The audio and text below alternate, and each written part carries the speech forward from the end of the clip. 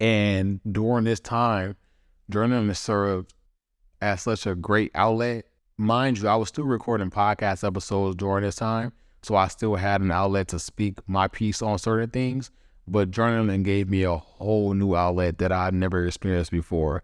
I think it's I don't it's detailed, or it's called something when you see something written out that it does for your like endorphins or it does for your mind. And whatever that thing is called, I don't know why I can't think of it right now, is what journaling did for me. It also held me accountable. Like, it's one thing to be going through something and that thing just to be living in your head and driving you crazy because you can't get it out of your head, and you're trying to find solutions and you're trying to find how to cope and you're trying to find how to make it less severe.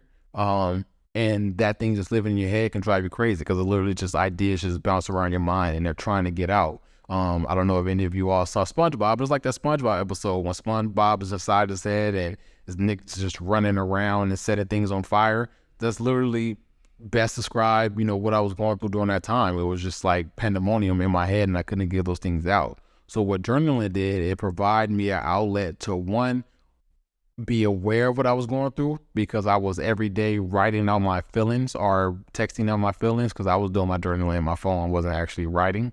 But I was actually typing out my feelings. And so I was aware of what I was going through and how I was dealing with them and how were they making me feel, but also was being very honest with myself. Like, I don't feel too good today.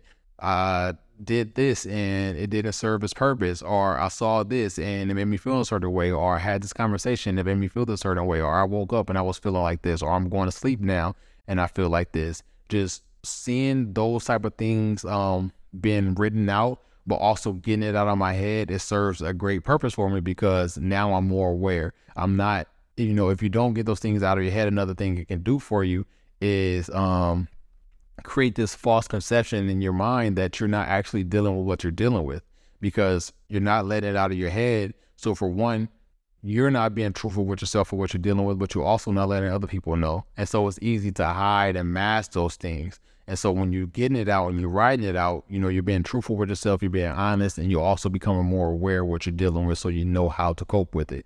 So journaling was like one of my favorite things to do in between that time.